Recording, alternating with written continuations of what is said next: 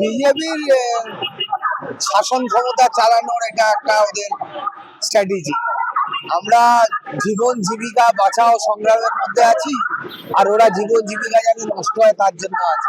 Bulldozer পাঠিয়ে ভেঙে দিচ্ছে বিভিন্ন জায়গায়। আমি যাদবপুরে দেখলাম, কালকেও দেখলাম মল্লিকপুরে হয়েছে।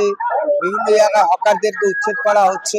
তো এইভাবে তো মানুষ তার গণতান্ত্রিক যে জীবন জীবিকা বাঁচার তার উপরে আঘাত এলে আমরা চেক করে বসে থাকবো না, আমরা প্রতিবাদে নেমেছি। প্রত্যেক জায়গায় আমরা দেখছি যেভাবে কুণালদার উপর টিম ছোড়া হলো, বিভিন্ন নেতা নেত্রীর উপরে টিম ছোড়া হচ্ছে। এই কি গণতান্ত্রিক পদ্ধতিতে এটা কি কোনো কালচার হতে পারে? কোনো পার্টির কোনো প্রতিবাদের পথ হতে পারে? লোকে গোবর দিয়ে দেওয়া, ডিম ছোড়া, জুতো ছোড়া, ডিম ছুড়ে কুণালের উপরে, অন্যান্য অনেককে ডিম ছুড়েছে। এটা একটা রাষ্ট্রীয় সন্ত্রাসের আর একটা ধরন, যে মানুষকে হ্যাটা করে দাও, অপরাস্ত করো, হেনস্থা করো, মেলাইন করো, তাহলে ডেরোকেশন রিপোর্ট করো। বিজেপির কালচার ওরা করছে, মানুষের জবাব দেবে। কিছুক্ষণ অপেক্ষা করে করতে হবে।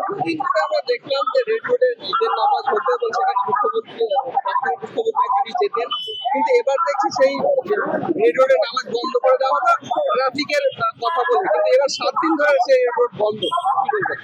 লোকের রাস্তার অবস্থা দেখুন না, ট্রাফিকের অবস্থা কি হচ্ছে। রেড রোডের মতো একটা জায়গা 7 দিন ধরে বন্ধ করে রাখা, এটা যদি নিয়ম মাফিক হয় আর এটাই যদি ওদের মডেল হয়, তাহলে মানুষ বিচার করবে। তার এইটুকুই বলতে পারে, আর বেশি কথা না। এইটুকুই তারা কি নামাজ পড়বে রাস্তা বন্ধ করে?